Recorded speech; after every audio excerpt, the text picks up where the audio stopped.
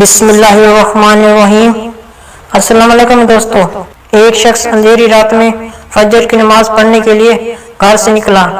اندھیرے کی وجہ سے اسے ٹھوکر لگ گئی اور وہ منہ کے بل کیچڑ میں گر گیا۔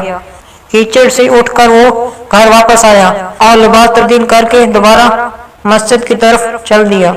ابھی چند قدم ہی چلا تھا کہ دوبارہ اسے ٹھوکر لگ گئی اور وہ دوبارہ کیچڑ میں گر گیا۔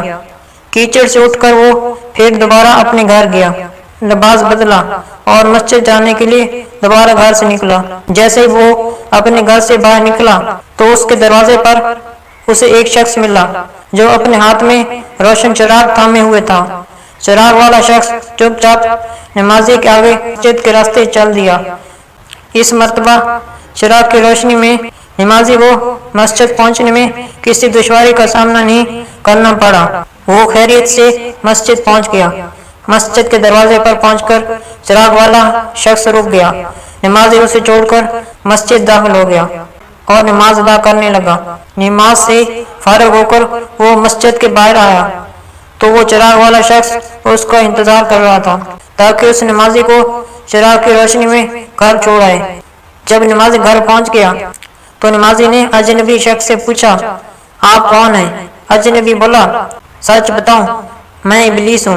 نمازی کی تو حیرت کی انتہا نہ رہی۔ اس اجنبی کی یہ بات سن کر نمازی سوچنے لگا، ابلیس شیطان کیسے مجھے مسجد تک چھوڑ سکتا ہے؟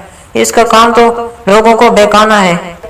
تو اس شخص نے بڑی حیرت کے ساتھ ابلیس سے پوچھا، تجھے تو میری نماز رہ جانے پر خوش ہونا چاہیے تھا، مگر تم تو چراغ کی روشنی میں مجھے مسجد تک چھوڑنے آئے۔ ابلیس نے جواب دیا کہ جب تمہیں پہلی ٹھوکر لگی اور تم لباس تبدیل کر کے مسجد کی طرف پلٹے تو اللہ تعالیٰ نے تیرے سارے گناہ معاف فرما دیے۔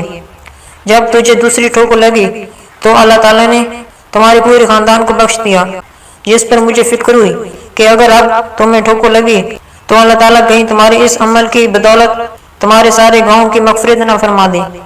اس لیے میں چراغ لے کر آیا ہوں کہ تم بغیر گرے مسجد تک پہنچ جاؤ۔